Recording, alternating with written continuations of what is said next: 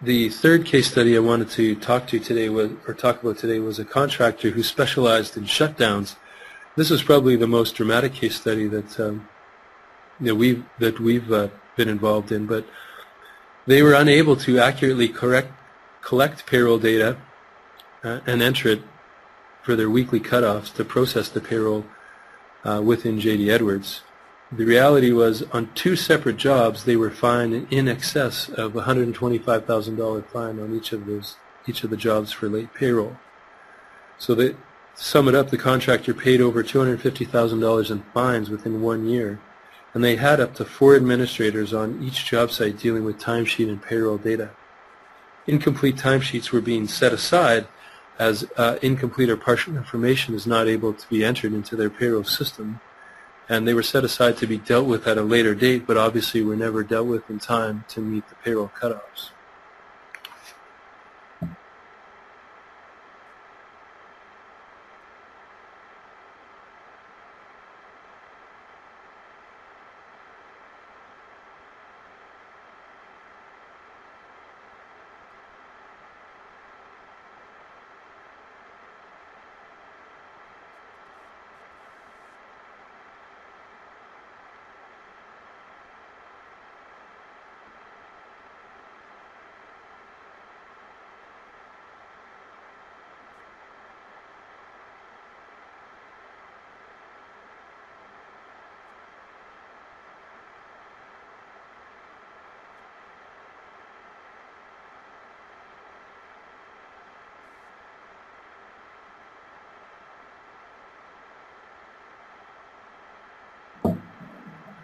So with the implementation of DTC and the rapid data entry features enabled the contractor to quickly and easily capture and calculate accurately the payroll source data and seamlessly submit it electronically to JD Edwards for payroll processing.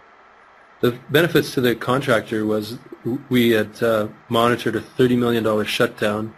Weekly payrolls were accurately processed on time. No penalties were levied against this contractor for this shutdown. And probably even more dramatic than that was the fact that at the end of the shutdown, and I don't mean 30 or 60 days later, I mean the day the shutdown was over, there was only $5,000 outstanding in invoicing between the contractor and the owner, which is unheard of in the shutdown industry. So with the owner's confidence in the accuracy of the data, they were able to approve information on a daily basis and have a very small percentage of the total billings outstanding at the end of that job. Wanted to quickly show you a few of the DTC screenshots just to talk about the fact that no timesheet system is more industry specific or user friendly and intuitive than DTC is to use. DTC allows you to configure the entire screen to match specific project preferences or even user preferences for most efficient process possible. So just as a quick example, I'll draw your attention to the fields across the top here, and just note that these can be shifted in any particular order. So personnel code could come after the personnel name, cost code could be shuffled, and hours could be moved forward. And there's additional fields that can be added that are default fields within DTC, like double time and a half, day rates, travel time that can be added to this for specific projects or even specific users to optimize data entry within DTC. This second screenshot is a look at the mass data entry within DTC. So you can set personnel up in this particular example by crew, by trade, by shift, whatever makes the most sense for your particular job, and you can select them all at once using the mass entry features, allocate their time to one or multiple cost codes, enter their hours, and hit OK, and all at once you've got time entered for the entire crew or maybe for an entire trade on a particular job with as many clicks as it would take to enter time for one particular person. The next screenshot that we're looking at is the automation of a variety of different calculations. So take premiums as an example.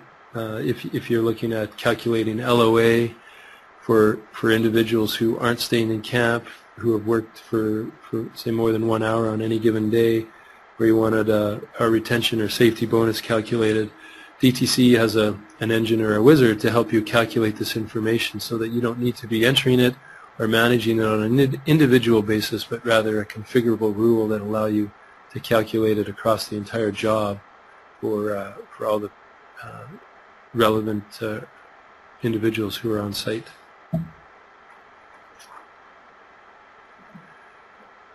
Again, I wanted to reiterate that DTC is the only timesheet software that focuses 100% on industrial construction.